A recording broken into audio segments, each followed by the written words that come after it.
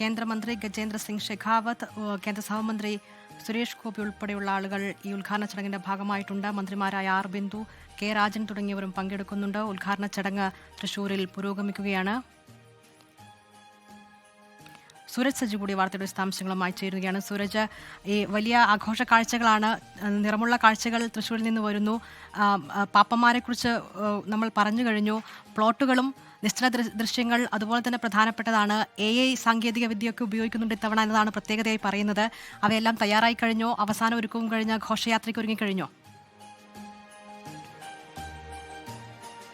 അതില്ല, തൃശ്ശൂരുകാരെ സംബന്ധിച്ച് ഈ പൂരവും പുലിക്കളിയും ഒക്കെ കഴിഞ്ഞാൽ അവർ ഇപ്പോൾ ഈ അടുത്ത കാലത്ത് ഏറെ പ്രതീക്ഷയോടുകൂടി കാത്തിരിക്കുന്നത് അത് ഈ പാപ്പാമാരുടെ വരവിന് വേണ്ടിയാണ്. കാരണം ക്രിസ്മസ് പുതുവത്സര ആഘോഷങ്ങൾക്ക് മാറ്റുകൂട്ടുന്നത് ഈ തൃശ്ശൂർ നഗരം കീഴടക്കുന്ന പാപ്പാമാർ തന്നെയാണ്. ക്രിസ്മസ് കാലത്ത് അവർക്ക് വേണ്ടിയുള്ള കാത്തിരിപ്പാണ്. 180-ലധികം വരുന്ന ഇടവകളിൽ നിന്നാണ് ഇത്തവണ ഈ പാപ്പാമാരെല്ലാം തന്നെ എത്തിയിട്ടുള്ളത്. നേരത്തെ ഗിന്നസ് റെക്കോർഡ് അടക്കം നേടിയതാണ്. അതാ ഇപ്പോൾ കാണാം, ഞാൻ നിൽക്കുന്നത് തെക്കേ ഗോപുര നടയിലാണ്. ഈ തെക്കേ ഗോപുര നടയുടെ റോഡിന്റെ ഇരുവശവും ആളുകളെ കൊണ്ട് നിറഞ്ഞിരിക്കുകയാണ്. പലരും ആ ഇരിപ്പിടമൊക്കെ പിടിച്ച് നേരത്തെ തന്നെ, അതായത് ഈ വെയിലൊന്ന് ആറിയത് മുതൽ ഒരു 3:30 ആയത് മുതൽ തന്നെ കാത്തു നിൽക്കുന്ന ആളുകളാണ്. അവരെല്ലാവരും അക്ഷമരായി ഇങ്ങനെ കാത്തു നിൽക്കുകയാണ്. അല്പസമയത്തിനകം തന്നെ ഞാനിപ്പോൾ നിൽക്കുന്ന ഈ തെക്കേ ഗോപുര നടയിൽ നിന്ന് ഒരു 300 മീറ്റർ അപ്പുറത്താണ് ഇതിന്റെ സ്റ്റാർട്ടിംഗ് പോയിന്റ് ഉള്ളത്. അവിടെ നിന്ന് ഈ കേന്ദ്രമന്ത്രിമാരും അതോടൊപ്പം തന്നെ ഈ സാംസ്കാരിക പ്രവർത്തകരും എല്ലാം പങ്കെടുത്തുകൊണ്ട് ഈ ബോൺനത്താലയ്ക്ക് ഔദ്യോഗിക ഫ്ലാഗ് ഓഫിംഗ് കർമ്മം അവിടെ നടക്കും. അതിനുശേഷമാണ് ഇതിലൂടെ ഈ പാപ്പാമാരുടെ സഞ്ചയം ഉണ്ടാവുക. അക്ഷരാർത്ഥത്തിൽ തൃശൂർ നഗര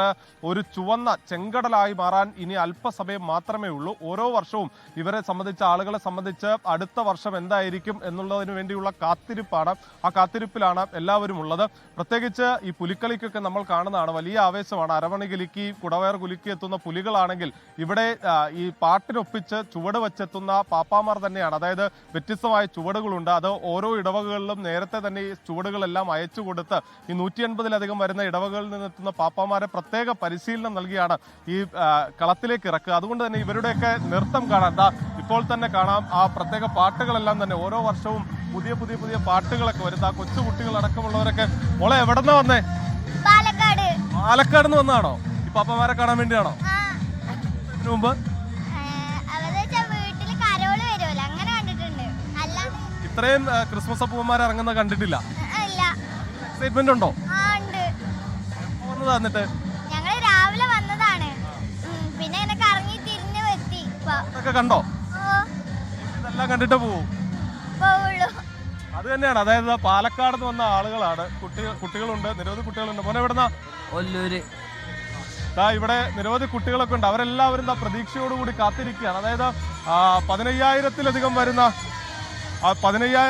വരുന്ന പാപ്പാമാരാണ് ഇറങ്ങുന്നത്. അക്ഷരാർത്ഥത്തിൽ തൃശ്ശൂർ നഗരം ഒരു ചെങ്കടലാകാൻ ഇനി നിമിഷങ്ങൾ മാത്രമേ ഉള്ളൂ. തൃശ്ശൂരുകാരെ സംബന്ധിച്ച് പൂരവും പുലിക്കളിക്കുമൊപ്പം ഏറെ പ്രധാനപ്പെട്ടതായിട്ട് മാറുകയാണ് ഈ ബോൺനത്താല എന്ന് പറയുന്നത്. തൃശ്ശൂർ പൗരാവലിയും അതോടൊപ്പം തന്നെ തൃശ്ശൂർ അതിരൂപതയും ചേർന്ന് ഒരുക്കുന്ന പരിപാടിയാണ്. എന്തായാലും ഇക്കുറിയും എണ്ണത്തിലൊട്ടും കുറയില്ല. അതോടൊപ്പം തന്നെ പുതുമകളും ഏറെയാണ്. 15,000-ലധികം വരുന്ന പാപ്പാമാർക്കൊപ്പം ഈ AI സാങ്കേതിക വിദ്യയോടുകൂടി എത്തുന്ന ഈ നിശ്ചല ദൃശ്യങ്ങൾ തന്നെയാണ് ഇതിന്റെ പുതുമ വർദ്ധിക്കുന്നത്.